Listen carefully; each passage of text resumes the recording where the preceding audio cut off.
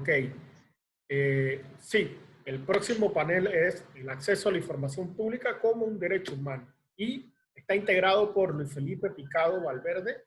Él es de nacionalidad costarricense, vecino acá de Panamá, licenciado en Administración de Tecnologías de Información del Instituto Tecnológico de Costa Rica y estudiante en la maestría de Protección de Datos de la Universidad de La Rioja en España. Actualmente labora para el sector público, específicamente en el Instituto Tecnológico de Costa Rica, en el área de gestión de tecnologías de información. Tenemos a Ana Lembrecht, abogada, presidente de la Comisión de Jóvenes Abogados del Colegio de Abogados de Viedma, investigadora del Instituto en Políticas Públicas y Gobierno de la Universidad Nacional de Río Negro, miembro de la Asociación Argentina de Derecho Informático, propietaria del estudio jurídico Lambrecht, autora de múltiples artículos académicos sobre ciberdelitos, privacidad en la red y protección de datos personales. También tenemos a eh, Maugere, María Florencia, Flor, ese eres Flor. tú. Soy yo. Ajá, wow. A Flor, que es abogada, graduada de la Universidad de Buenos Aires, con carrera de especialización en Derecho Informático, se desempeña como asesora jurídica especializada en la Superintendencia de Servicios de Salud, donde integra ad honor en la Comisión de Acceso a la Información Pública y el Comité de Seguridad de la Información. Actualmente cursa la Tecnicatura en Análisis de Sistemas del Instituto de Formación de Técnica Superior de Cava. Y bueno, ya leyeron la espectacular hoja de reseña curricular de los panelistas, así que todo suyo, chicos. Bueno, muchas gracias. Y ahora sí, le voy a dar el lugar y la pantalla a mi compañero y colega Felipe. Y arrancamos con este taller que esperamos que les guste mucho. Gracias, Flor. Deme un segundo, por favor.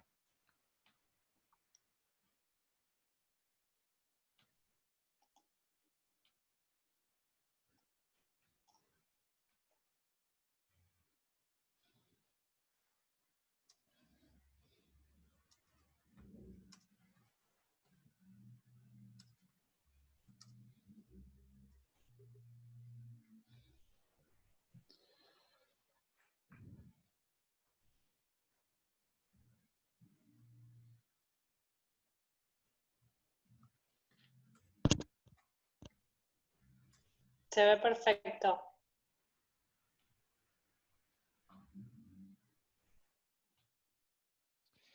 Listo. Ahora sí, Ahí está. muy buenas tardes. Realmente para mí es un gusto estar por acá, igual que para Flor y para Ana. Ya leyeron quiénes somos, ya nos conocieron. Sé que han visto a Flor más un poco estos días. Y realmente muy contento de estar por acá y poder compartir con ustedes un poco acerca del acceso a la información pública como derecho humano. Realmente considero no solamente un gran espacio de aprendizaje, sino también, como ven, un gran espacio que nos da la red de DiJoven para poder vincular conocimientos y vincular esfuerzos. En este caso, bueno, yo soy de Costa Rica y gracias a la red he conocido a Floriana y juntos hemos armado un equipo espectacular para poder armar ese taller. Entonces espero que sea de mucho provecho. Durante el taller queremos que todos puedan interactuar con nosotros para que vayamos construyendo un poco de ese conocimiento y que podamos aclarar todas las dudas que tengan. Entonces, los vamos a invitar en este momento a que por medio de su teléfono celular, de algún dispositivo móvil o por medio de su computadora, ingresen por favor a menti.com. Y en esta página, por favor, que ingresen el código 294799.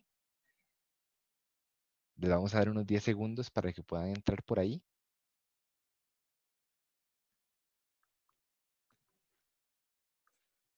Menti.com 294799. Durante la presentación estaremos realizando algunas actividades por medio de esta plataforma, así que si ven este iconito del control de juego que tienen enfrente de ustedes, en algunas diapositivas es que tenemos una actividad por ahí, entonces nos iremos a la plataforma.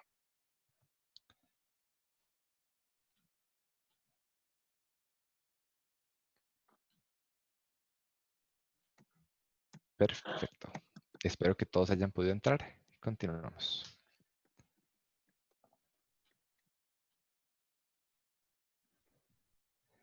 Bueno, buenas tardes a todos. Le contesto a quienes están escribiendo en el chat que les va a aparecer un corazón hasta que les habilite la primera actividad, así es que le pedimos que por favor lo mantengan abierto en el dispositivo para cuando hagamos las actividades, ahí van a tener habilitadas las preguntas que les vayamos haciendo. Para iniciar, comparto con las palabras de Flor y de Feli, que es un honor estar participando en el Congreso de la Red y del Espacio de los Jóvenes. La verdad es que, bueno, a Guillermo, a José, agradecerles por la oportunidad que nos dan y por permitirnos a los jóvenes que estos días han tenido un impulso impresionante y el trabajo que han realizado ha sido increíble, y con una dedicación y profesionalismo que es para destacar, pero bueno, también se necesita una cabeza de equipo y gracias a ellos que lo están impulsando. En esta oportunidad, bueno, me tocó conocer a Flor y a Feli, que comparto las palabras nuevamente de ellos, ha sido un honor y hemos trabajado muy bien. Flor desde Buenos Aires, Feli desde Costa Rica, yo desde la Patagonia, Argentina, pero ha sido muy lindo y la experiencia, más allá del taller que hoy le podamos dar y que esperemos que le guste, el conocer estos recursos humanos y personas increíbles, creo que es súper agradable. Bueno, para arrancar con el taller, queríamos comenzar con una definición casi textual de a qué le llamamos información pública. Entonces, para eso elaboramos una definición que se dice de la información pública toda aquella información que se encuentre bajo autoría o propiedad de entidades o sujetos que presten servicios públicos o ejerzan potestades administrativas o funciones públicas, siempre que haya sido generada o obtenida en el ejercicio de su actividad pública o para el ejercicio de una actividad pública. Entonces, en este contexto, podemos llamar a información pública, por ejemplo, a la información que nos brinda cuál es el salario percibido por un agente público, por ejemplo, el presidente de la Nación, cuáles son la cantidad de homicidios ocurridos en un año determinado, cuál es el resultado de la implementación de una política pública. Bueno, todas esas van a ser parte de la información pública y de la información de la que nosotros, cuando nos refiramos a información pública en este taller, vamos a estar haciendo referencia. Así es que en la próxima tenemos una actividad preparada. Feli, si la querés explicar. Sí, ahora sí, nos vamos a ir a menti.com y vamos a definir en 2 palabras. ¿Qué dirían ustedes que es el derecho al acceso a la información pública? Ok, nos vamos para Menti. En 2 palabras, ¿qué es el derecho de acceso a la información pública?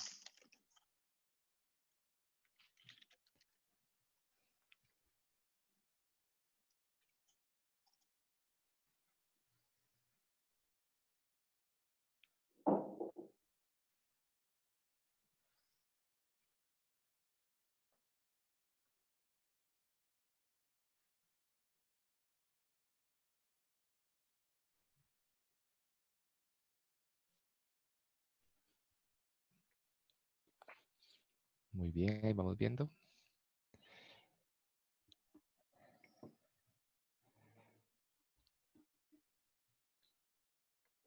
Flor, creo que vamos por ahí, me parece. Estoy. Con las respuestas. Bueno, no sé si ya tenemos algunos de los resultados de lo que nosotros entendemos como información pública, pero para empezar les voy a ir contando que como definición, el acceso a la información pública es un derecho constitucional fundamental y humano que permite la rendición de cuentas y el control sobre los actos de gobierno y la transparencia estatal, la participación activa en el proceso de la toma de decisiones y prevenir abusos de parte del Estado. A su vez, es la piedra angular para el ejercicio de otros derechos. Esto, que es una definición hipertécnica, un poco desmenuzando y un poco ir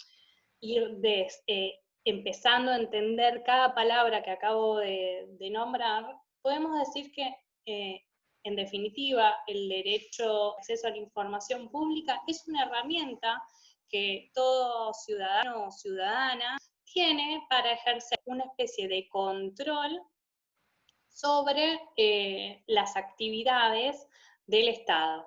Esto se puede ver reflejado, por ejemplo, cuando uno pide, como bien explicó Ana, cuánto cobra un funcionario público, o mismo qué funciones tiene algún tipo de organismo. Estoy nombrando cosas muy simples, pero que hace que uno pueda acceder justamente a información que el Estado tiene y que, por sobre todas las cosas, se entiende que es público al momento de comprender que nosotros somos, en definitiva, el Estado en su totalidad. No sé si, Feli, podés pasar Sí, aquí nada más, Flor, mencionar, me la parece muy curioso. diapositiva. Sí, sí, Flor, nada más mencionar ahí, me parece muy curioso e importante que, como pueden ver, la palabra más grande, porque fue la que más se repitió entre las respuestas que vienen en celeste, es la de transparencia. Y más adelante les vamos a A ver, hablar sobre esa espérame. palabra. No estamos viendo, Eh, Feli, la pantalla. Perdón, pensé que estaban viendo las De definiciones. Menti, claro, no, no. Ok, les voy a mostrar un segundo los resultados entonces. Pensé que estaban viendo. Ok.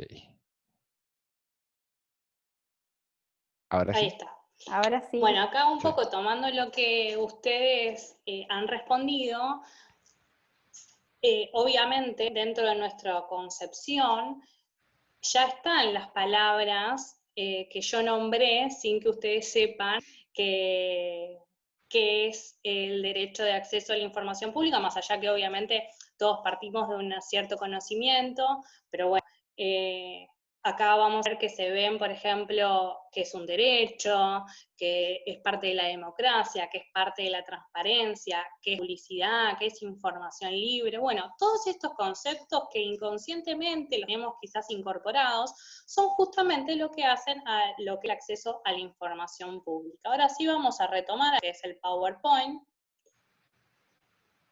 Perdón, mientras retomamos con el Y PowerPoint, mientras les voy a ir contando que si bien nosotros, tanto Ana como Feli, nos hemos basado en la ley modelo de la OEA sobre acceso a la información pública, porque entendemos que en este espacio es un espacio de muchas nacionalidades, entonces quizás hablar de la experiencia de uno o dos países no iba a ser productivo para todos, y muchas de las cosas que vamos a contar acá están basadas en esta ley.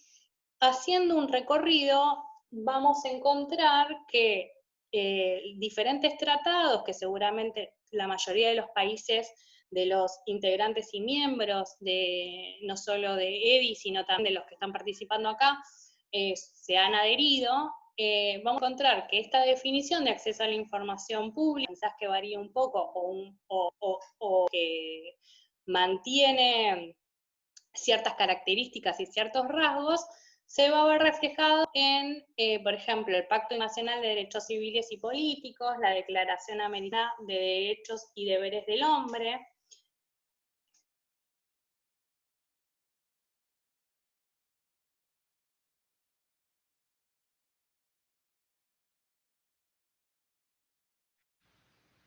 Se nos fue Flor, me parece. sí, ¿Verdad? se fue. Mientras retoma Ok. la conexión Flor, por ahí para aclararle a los que tienen abierto Menti, que no lo cierren porque a lo largo de la exposición y del dictado del taller vamos a ir teniendo otras actividades en la misma aplicación. ¿Volviste, Flor? Acá estoy, ¿me escuchan bien? Okay. Sí, Ahora sí. ahora sí. Bueno, no sé si escucharon la parte de la definición sobre los diferentes convenios y pactos. Si Feli me pasa la diapositiva, por favor. Ahí estamos, ahora sí.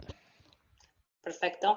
Bueno, si bien nosotros nos basamos en lo que es la ley modelo de la OEA, vamos a encontrar en diferentes convenciones y pactos y declaraciones americanas de derechos humanos distintas definiciones sobre lo que se entiende como la información pública. Acá tenemos, por ejemplo, los ejemplos de la Convención Americana sobre Derechos Humanos, la Declaración de Principios sobre la Libertad de Expresión. También tenemos el Pacto Internacional de Derechos Civiles y Políticos, la Declaración Americana de Derechos y Deberes del Hombre. Ahora sí vamos a contar de que el derecho de acceso a la información pública nace en su principio, y esto después lo va a desarrollar un poco mejor Felipe en uno de los casos temáticos sobre acceso a la información pública, nace muy ligado a lo que es la libertad de expresión. Después, con el tiempo, este derecho va tomando autonomía y va independizándose y se va entendiendo que es un derecho individual, pero también una herramienta fundamental para el ejercicio de otros derechos, tales como la salud o cuestiones patrimoniales, que después con más ejemplos vamos a ir viendo con mucha más claridad. Ahora les voy a contar un poco sobre las características que tiene este derecho, y vamos a empezar por la parte, me parece, principal, que es, disculpen si no miro a la cámara, pero estoy con la computadora, así veo más grande, porque si no se veo chiquito y no leo la diapositiva. Las características que tiene este derecho es que es la pata central de lo que uno entiende que es el gobierno abierto. ¿Qué es el gobierno abierto? Bueno, es una herramienta que permite transformar la relación entre la ciudadanía y el Estado. Este concepto de gobierno abierto tiene tres patas: uno es la transparencia, la pasiva y la activa, otra es la participación y la otra es la colaboración, tanto interna como externa. Nosotros ahora nos estamos centrando en lo que es la transparencia pasiva, porque la transparencia activa es cuando el Estado da información sin que la misma sea solicitada. Esto quiere decir que, por ejemplo, cuando vos entrás a una página institucional de cualquier organismo o mismo del Estado central y encontrás información que está puesta a disposición, se entiende que es transparencia activa. Cuando se refiere al derecho de solicitud de acceso, entonces nos estamos refiriendo a lo que se entiende como transparencia pasiva. En otras palabras, el derecho de acceso a la información pública es parte del gobierno abierto en su pata central de transparencia, específicamente la transparencia pasiva. Ahora sí, pasamos a la otra diapositiva. Un poco retomando lo que es el gobierno abierto, a mí siempre me gusta contar que el gobierno abierto, en definitiva, es un cambio cultural, porque plantea un nuevo paradigma sobre cómo los ciudadanos nos relacionamos con la administración pública nacional y con el Estado en general, donde pasamos a entendernos como parte del Estado. Entonces, este nuevo cambio cultural y esta nueva forma de relacionarnos con el Estado presenta dos desafíos que creo que son fundamentales, que tenemos que tratar de desarraigar. Uno es el secretismo y el otro es lo que uno entiende como la desconfianza. Ambos son dos problemas transversales, son dos problemas que se ven en todas las ciudadanías y no solo en lo que es Latinoamérica.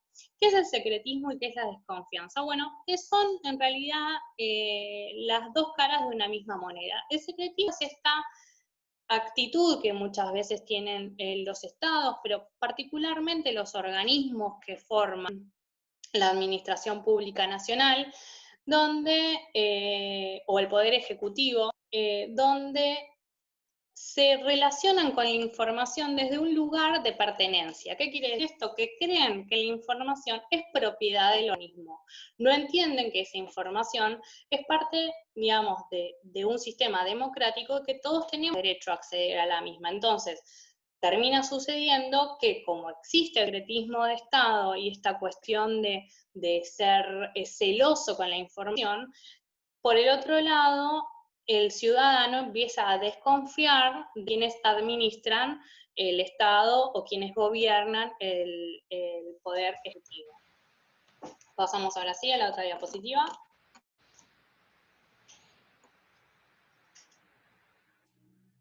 Bueno, una de las características que tiene este derecho es obviamente quién es legitimado tanto activa como pasivamente para pedir y quién tiene que dar la información.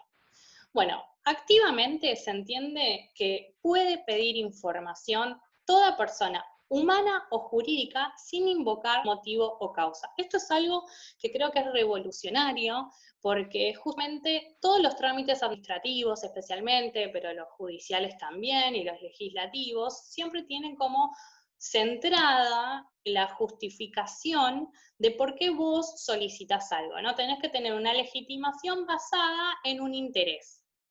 Y acá obviamente que uno tiene un interés, que el interés es acceder a la información, pero no tenés que decir a qué querés la información.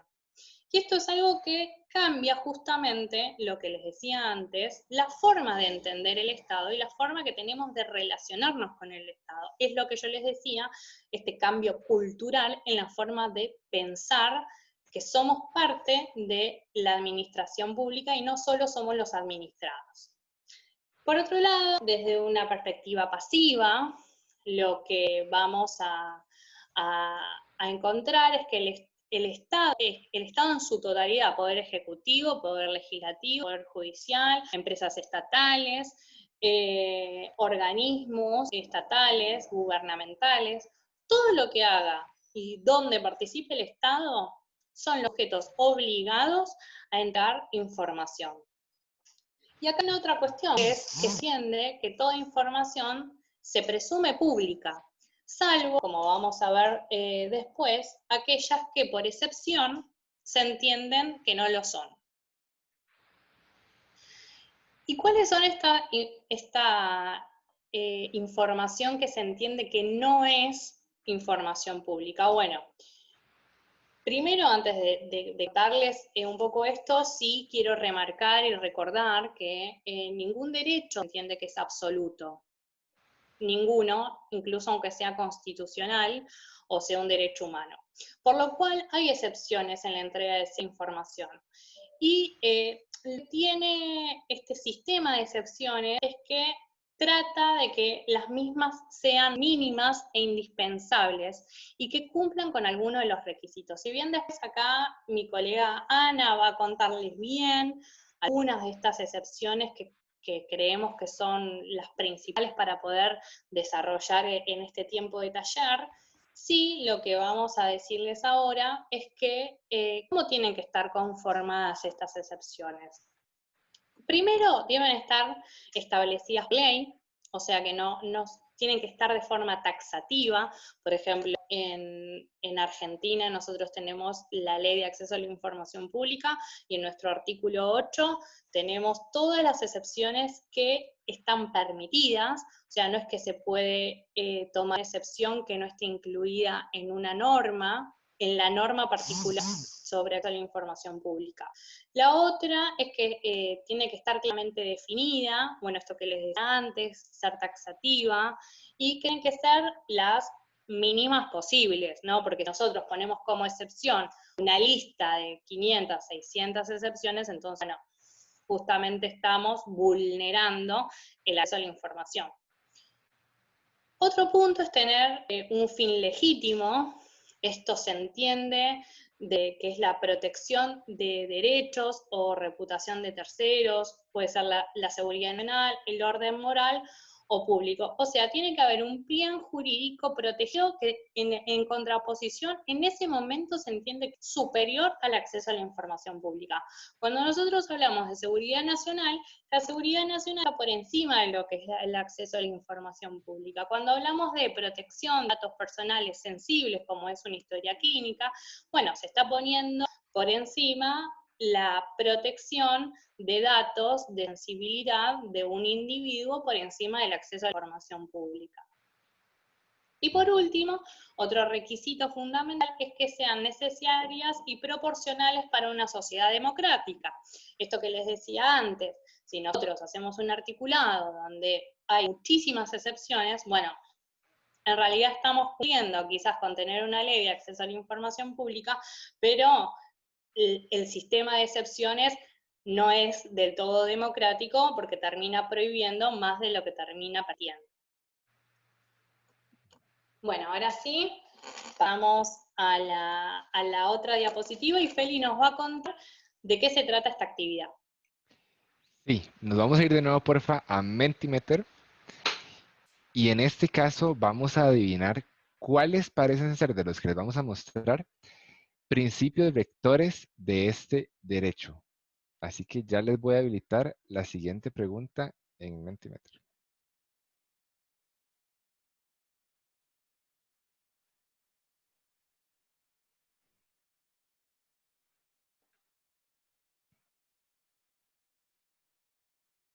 ¿Cuáles son principios rectores de este derecho?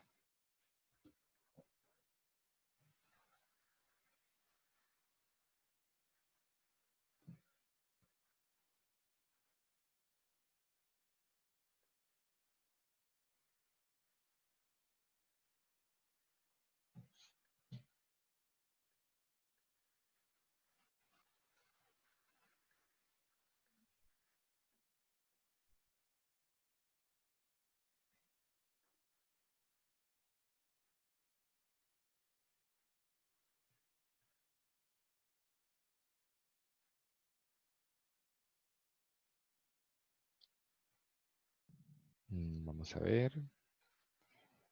Creo que estamos por ahí, Ana, porque veo que ya... Ah, bueno, acabo de recibir una más.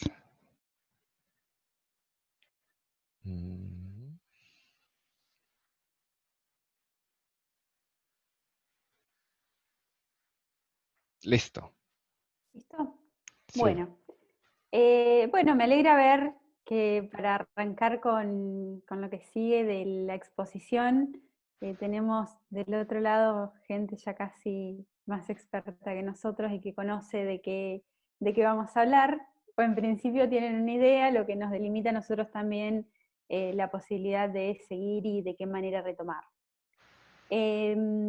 Bueno, cuando hablamos de principios rectores de este derecho, nos vamos a referir a todos aquellos principios que van a delimitar de alguna manera cuál es la funcionalidad o cuáles son las obligaciones que va a tener, por un lado, el Estado al momento de proporcionar la información pública, y por el otro lado, la persona, el solicitante de la información, cuáles son los derechos o bajo qué perspectivas va a recibir esa información que está solicitando. Feli, te pido que... ahí estamos. Entonces, como les contaba Flor, nosotros tomamos la ley modelo de la OEA porque ha sido una ley receptada por la mayoría de los países, sobre todo latinoamericanos. Entonces hay muy pocos que no la han receptado o que no tienen legislación en materia de acceso a la información pública, que creo que eso después Feli va a hablar un poco más. Y bueno, y nos encontramos con estos principios que pueden ver en pantalla: principio de máximo acceso, de apertura, de buena fe, de facilitación, de control, de gratuidad, de no discriminación, de disociación. Entonces, en principio, todos estos son los que han sido receptados en general por la legislación latinoamericana, que surgen, como les decía, tanto de los tratados internacionales como del marco normativo que dio la ley modelo de la OEA. Nosotros, para cortar, porque también tenemos un espacio limitado de tiempo y no podemos profundizar en todos, pero hay principios que han sido puestos con mayor énfasis y tratados con mayor énfasis en todas las legislaciones, como por ejemplo lo es el principio de máxima divulgación. Este es como el principio rector de todas las legislaciones y cómo cada país ha adaptado su legislación interna a todo el marco normativo internacional que tenía.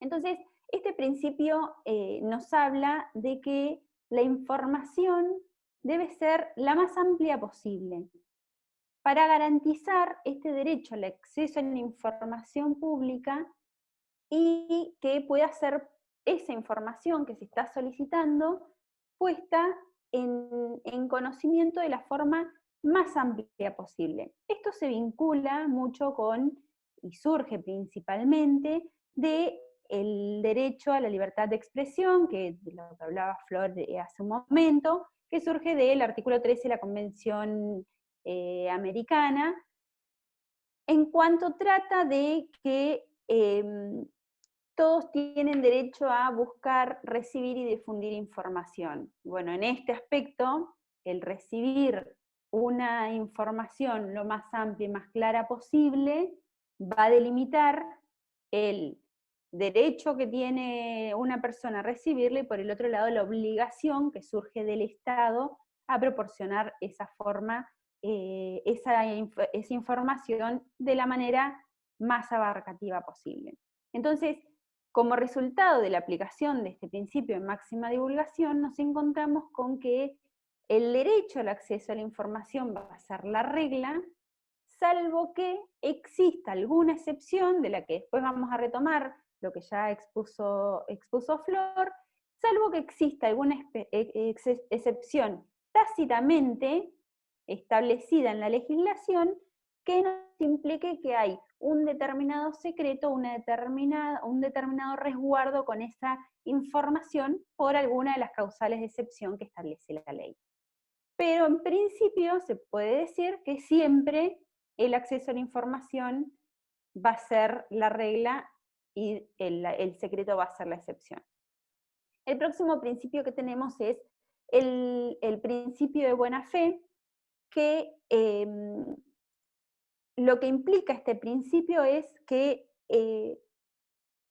todas las personas que traten información pública deben hacerlo de buena fe, intentando interpretar la ley de manera que vaya en función de garantizar el derecho de acceso a la información. Entonces, siempre al momento de interpretar una legislación, el interpretarla de buena fe quiere decir que se tenga en miras una interpretación amplia, una interpretación que garantice la asistencia a el solicitante de esa información, la asistencia necesaria para poder acceder a esa información que está requiriendo, y sobre todo, en este punto que bueno, ustedes lo tienen puesto en la diapositiva, que habla de promover la cultura de la transparencia, que esto se vincula con el próximo principio. Lo que tienen todos los países hacer dentro del compromiso asumido y en el marco, en el contexto de la ley modelo de la Organización de los Estados Americanos, es a promover la cultura de la transparencia.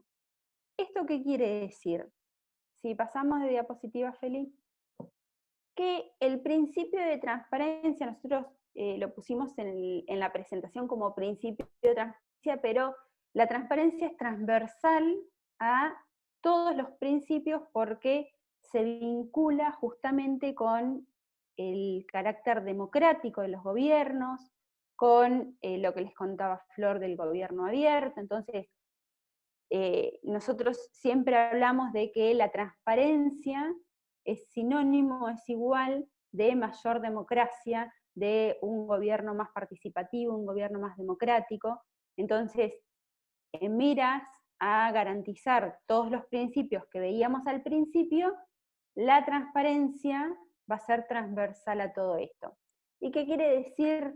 Que todos los sujetos que están obligados a proporcionar información vinculada al ejercicio de la administración pública deben realizarlo de forma tal que la persona pueda acceder a esa información de la mejor manera posible, sin discriminación. Bueno, uno de los principios es de manera gratuita, lo que quiere decir es que garantizándole todos los medios posibles para que esa persona acceda. Entonces, el garantizar o el formar una cultura de transparencia nos va a decir que todas las administraciones públicas, los gobiernos en sus distintos estamentos, el Estado en general, genere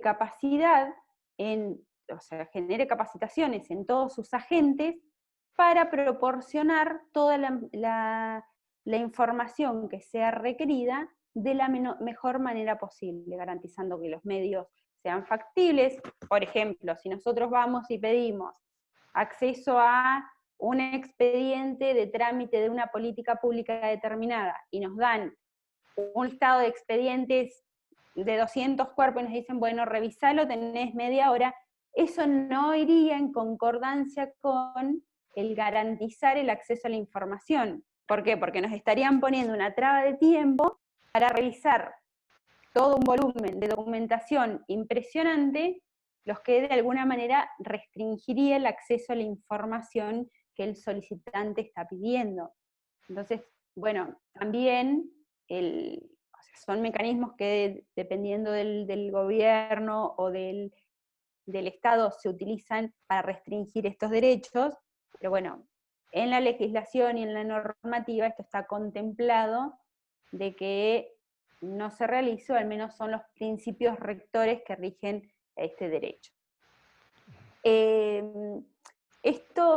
Bueno, ahora pasamos a la diapositiva que sigue, pero todos estos principios de los que yo le hablé han sido receptados como les decía, en la normativa latinoamericana, en Chile, Guatemala, México, El Salvador, Ecuador, Nicaragua.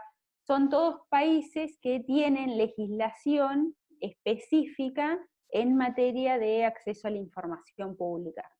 Después encontramos países como Estados Unidos o Canadá, que lo tienen incorporado, o México, que lo tienen incorporado en sus constituciones, y entonces a partir de ahí constituyen su legislación interna en materia de acceso a la información pública. Ahora sí, vamos a la siguiente diapositiva, que esto ya lo dijo Flor, pero es bueno remarcarlo, que este derecho no es absoluto. ¿Eso qué quiere decir?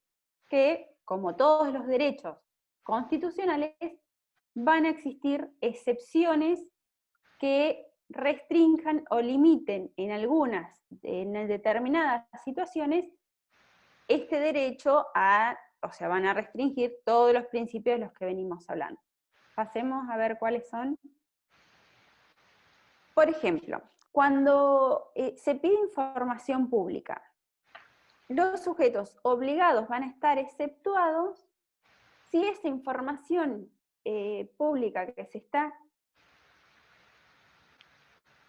esa información pública que se está solicitando implica información que daña intereses privados, por ejemplo, en cuestiones vinculadas a la privacidad, a la salud, a la seguridad.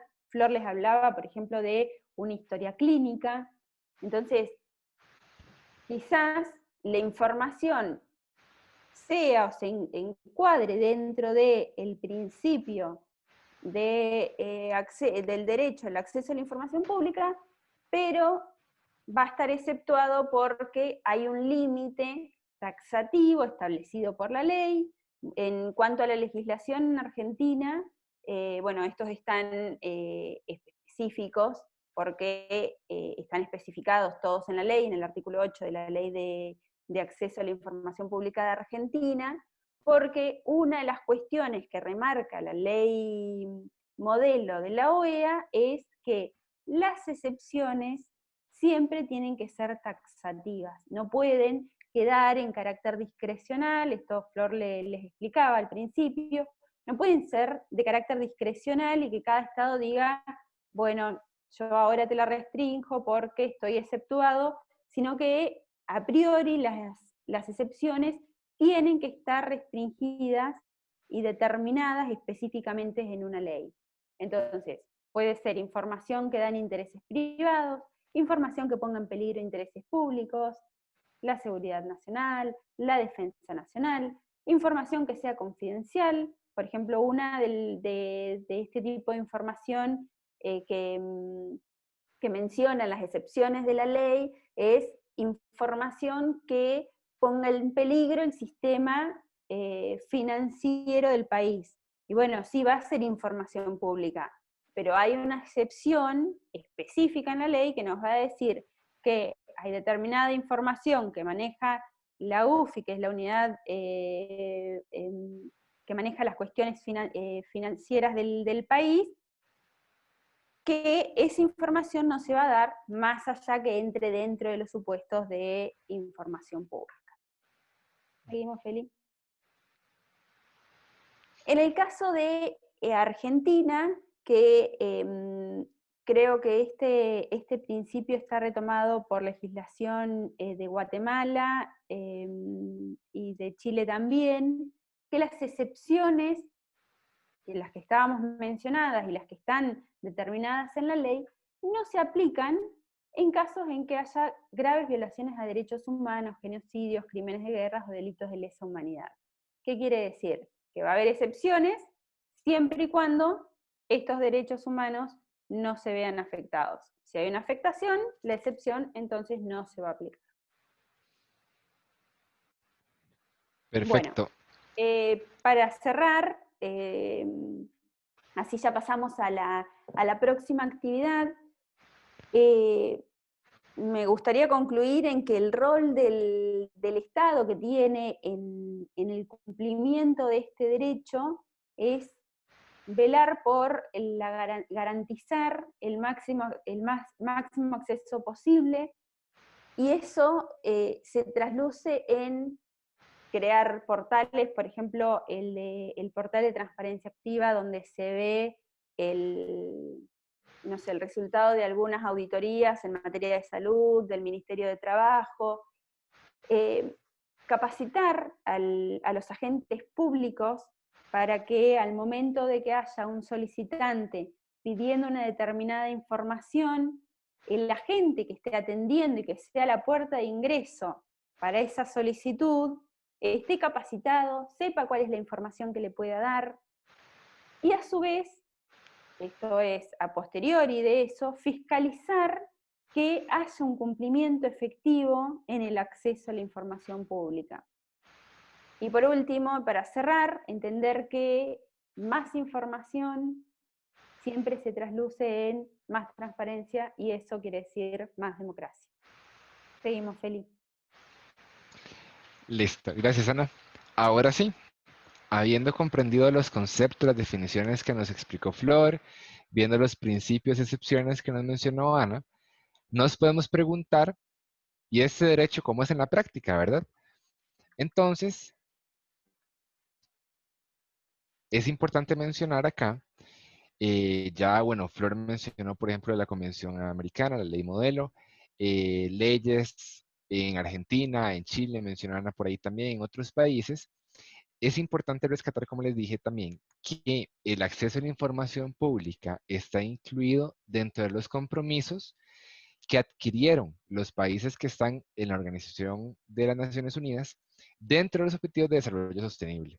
Entonces, es importante, ¿verdad? Estos objetivos, como ustedes saben, es la estrategia al 2030 que tienen estos países y pues demarcan, ¿verdad? Esa estrategia de desarrollo sostenible en los aspectos económicos, sociales, ambientales. Entonces, dentro de esos aspectos, dentro del objetivo número 16 de paz, justicia e instituciones sólidas, tenemos un indicador en específico que nos menciona el acceso a la información pública. Entonces aquí podemos verlo, garantizar el acceso público a la información y proteger las libertades fundamentales de conformidad con las leyes nacionales y los acuerdos internacionales. Entonces vean que acá tenemos otro motivador, otro disparador, por decirlo así, de por qué tenemos que respetar este derecho, por qué es tan importante, ¿verdad? También en cada país hacer valer este derecho. Con respecto a esto que les digo de la aplicación en cada país, tenemos este mapa por acá que lo hizo la CEPAL. Y como ustedes pueden ver, está marcado en verde todos los países de Latinoamérica, y bueno, aquí están en realidad todos de América y Caribe, que tienen una ley de acceso a la información pública, ¿verdad? Vean que de todos los de Latinoamérica solamente hay 4 que no tienen una ley de este tipo, ¿verdad? Que son Costa Rica, Venezuela, Bolivia y Suriname. Entonces, bueno, por ejemplo, pueden ver que en mi país no hay una, ¿verdad? Pero esto no significa, evidentemente, que esto no sea un derecho, porque ya vimos que está en la Convención Americana, ni tampoco significa que dentro de esos países no se hace nada. Al menos yo les puedo mencionar en el caso de Costa Rica, en el cual a nivel de constitución sí tenemos un artículo específico para este derecho, ¿verdad? A nivel de institucional también tenemos un ente competente que se encarga de velar porque se cumpla este derecho, que es la Defensoría de los Habitantes. Y por otro lado, tenemos diferentes normas, ¿verdad? Que quizás están incluidas en otras leyes, que también nos hablan del acceso a la información pública. ¿Como en cuáles? Bueno, en la ley de enriquecimiento ilícito, por ejemplo, acá en Costa Rica, la ley contra la corrupción, ley de simplificación de trámites, entre otras, que va incluyendo algunos aspectos que incluye, por ejemplo, la Convención Americana, y que velan porque nosotros los ciudadanos de Costa Rica también podamos pues tener, ¿verdad? Y se pueda velar por ese derecho nuestro. Con este contexto, ¿verdad? Es importante mencionar que, bueno, si los países de Latinoamérica tienen esas leyes y existe la Convención Americana, ha sido por algo, ¿verdad? Ha sido porque ya se han dado situaciones en las que posiblemente se ha violentado ese derecho. Entonces, existe un caso en específico, un caso emblemático, como les dijo Flor anteriormente, que aportó mucho e hizo que este tema se desarrollara.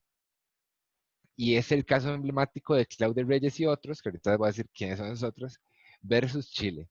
Ahorita les voy a dar realmente un resumen, una pincelada de en qué consiste este caso, pero si a alguno les interesa y lo quiere buscar con más amplitud, pueden buscar ese número de caso ante la Corte Interamericana de Derechos Humanos, el número 12.108, y el estado demandado, como lo dice su título, es Chile. Entonces, bueno, ¿qué fue lo que sucedió? Resulta que un señor llamado Claudio Reyes, quien era director ejecutivo de una fundación llamada Terram, en mayo de 1998, solicita información al Comité de Inversiones Extranjeras de Chile.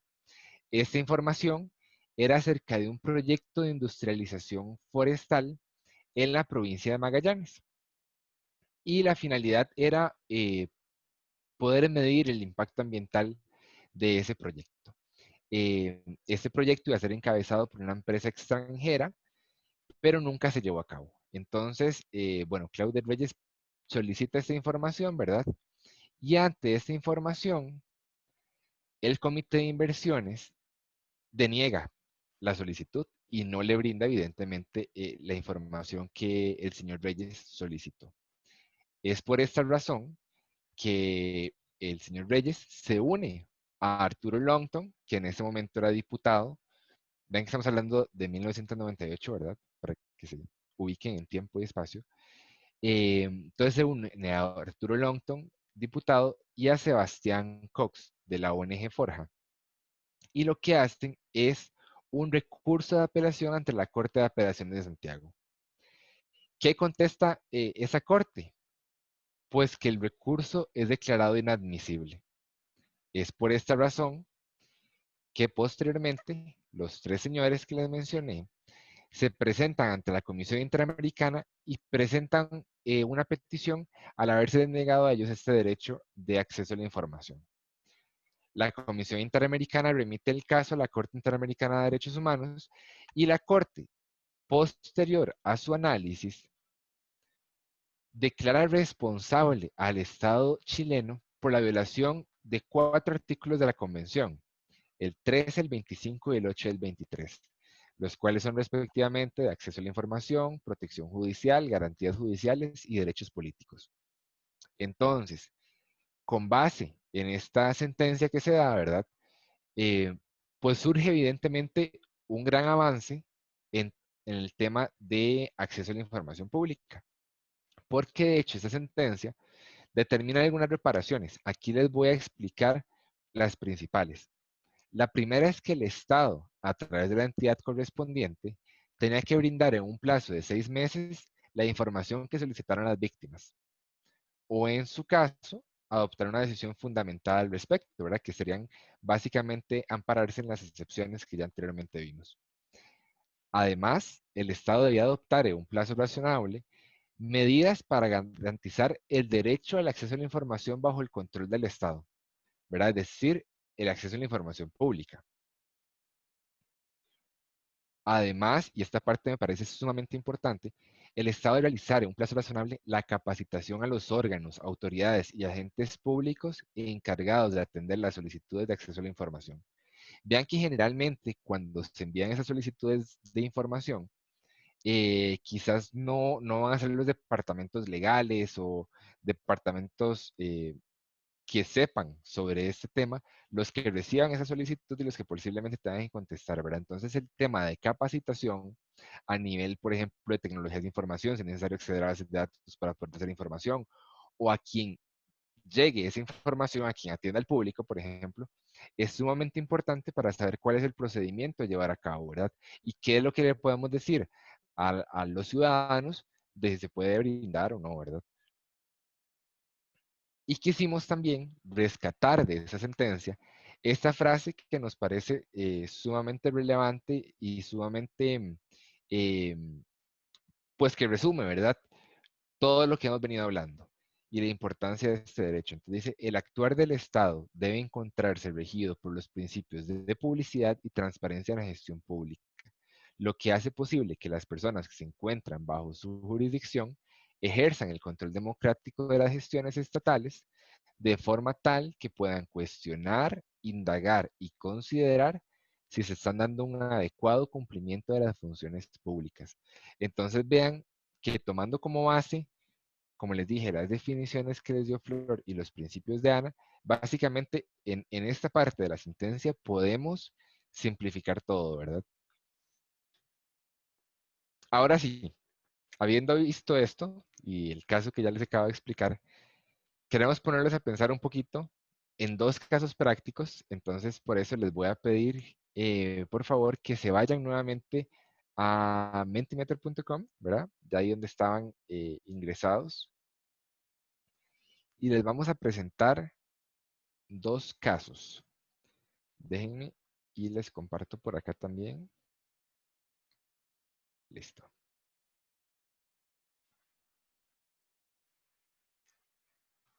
Posterior a presentar los 2 casos, lo que van a tener que seleccionar ahí en la aplicación va a ser sí o no. Si se debería brindar la información pública según lo que ustedes consideren, o si no se debería brindar esa información pública. Vamos a ver.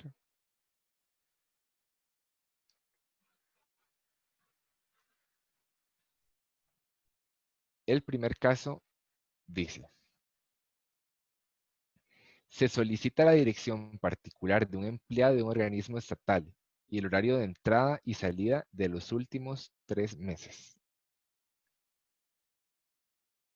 ¿Si se puede entregar esa información o no se puede entregar esa información? Tienen 30 segundos para responder.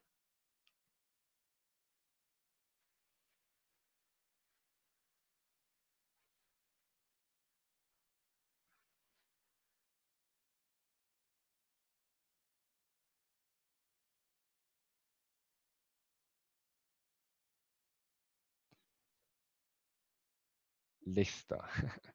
Recibimos 8 respuestas. 4 personas dijeron que sí, 4 personas dijeron que no. Estamos en un empate. Tal Flor. cual, Feli, estamos en un empate y lamento contarles que ninguna de las dos es correcta y tampoco ninguna de las dos es incorrecta, así que todos acertaron. Y ahora les voy a pasar a contar un poco por qué esta devolución, ya que obviamente como cada caso en particular, primero hay que hacer un breve análisis previo para saber cuál es la respuesta correcta. Y para hacer un análisis previo siempre nos vamos a basar en las particularidades de la normativa y la legislación de cada país.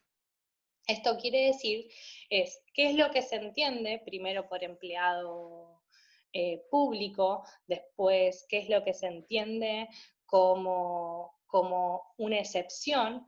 Y ahora les voy a contar un poco, por ejemplo, cómo es acá en Argentina. Acá en Argentina nosotros entendemos al empleado público como cualquier persona contratada de cualquiera de los organismos o cualquiera de los poderes que hacen al Estado. Muy bien, ahora un empleado público también para otros países de Latinoamérica puede ser un funcionario público. El funcionario público es aquel que llega a su lugar a través del voto directo o mismo a través de un nombramiento presidencial. Un empleado, por ejemplo, raso, es aquel que trabaja en la administración de un organismo, como en mi caso la Superintendencia de Salud.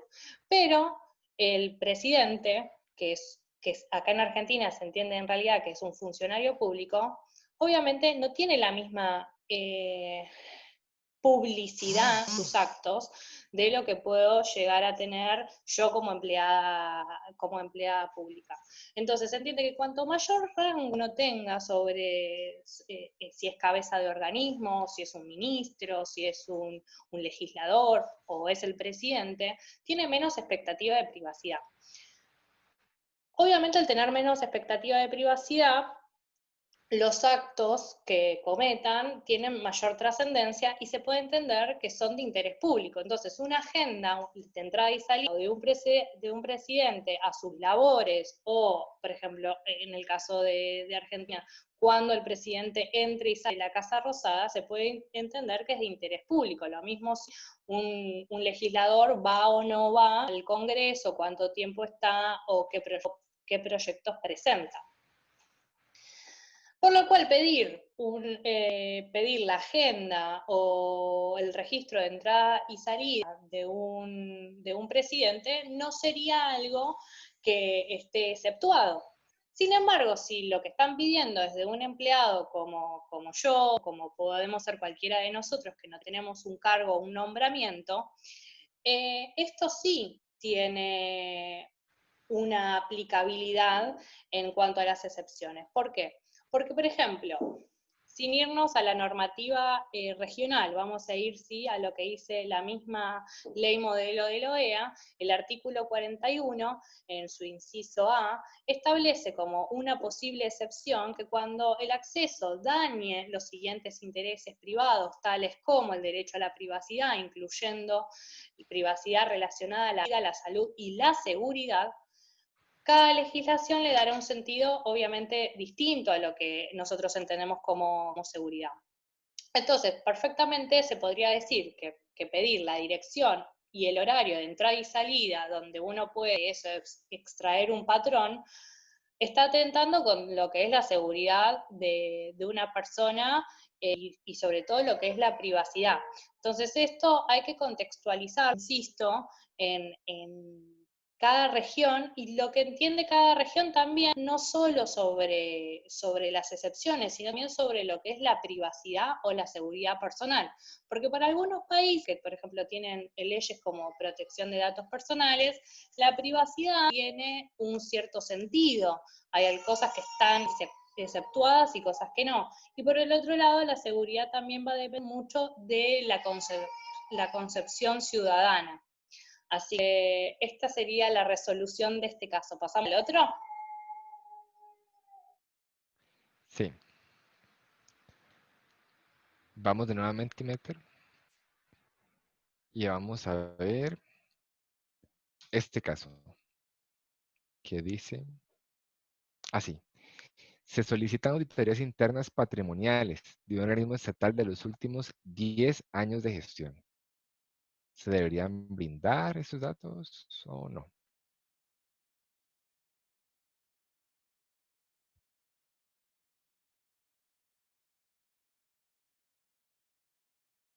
Ok. Tenemos a 8 personas que respondieron que sí.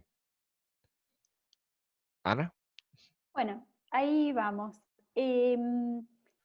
Otra vez, la respuesta, o sea, no existe una única respuesta correcta, puede ser sí o no, dependiendo también la legislación aplicable en cada país.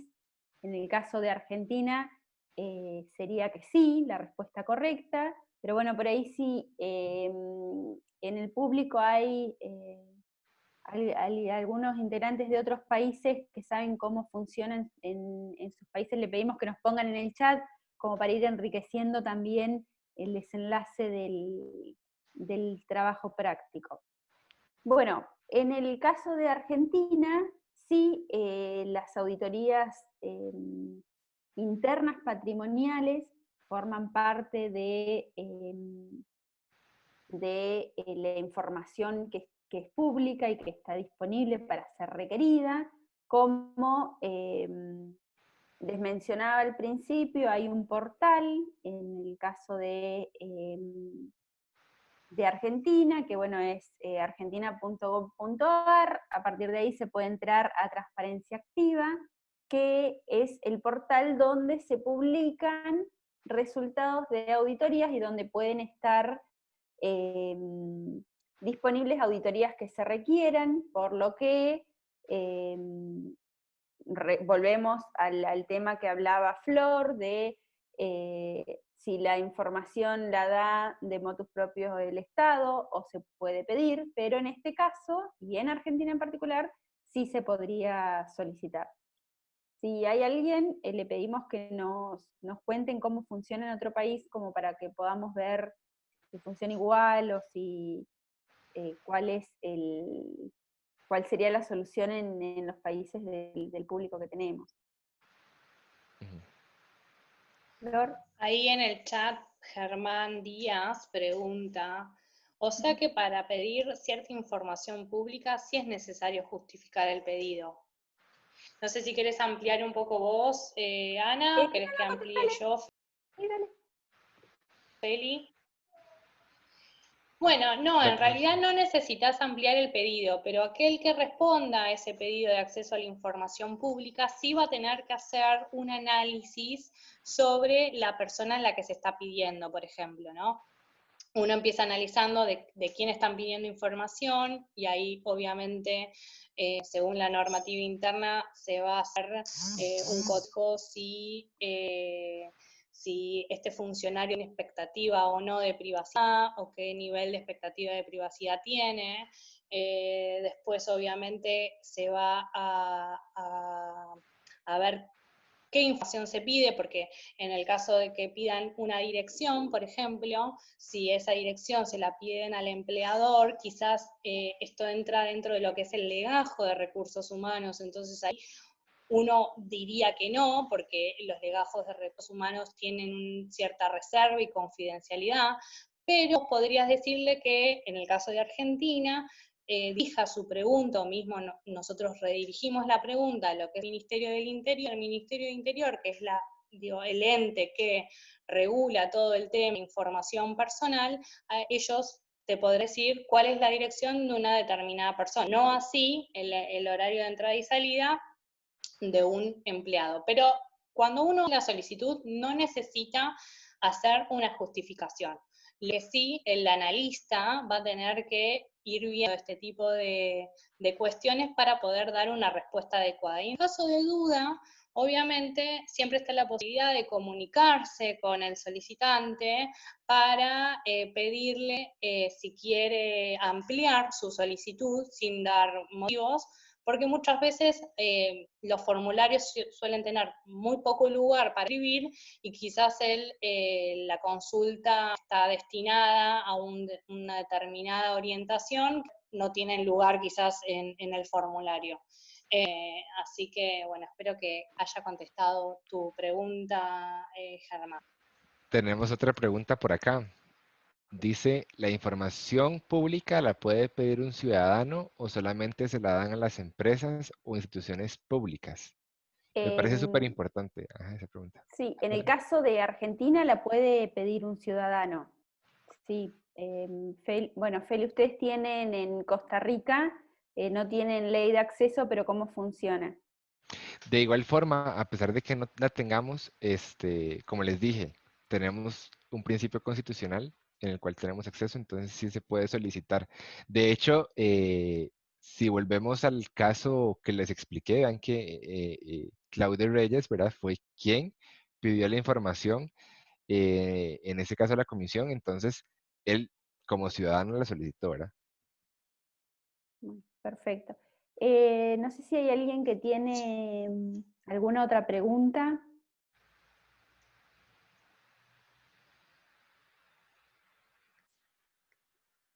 Si no, deberíamos... Sí, Bueno, muchísimas gracias.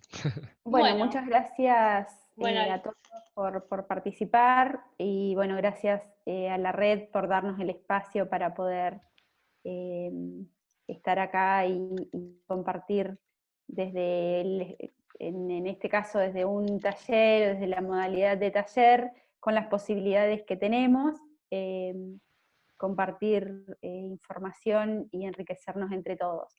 Ahí en la placa tienen las redes sociales de todos nosotros, como para que si alguno quiere estar en contacto podamos hacerlo y seguir trabajando, seguir estando en contacto con todos ustedes. Feli, Flor, fue un gusto conocerlos y me alegro que no hay mal que por bien no venga, como decimos acá, que nos traiga estos resultados todas. Aquí estoy. ¿cómo?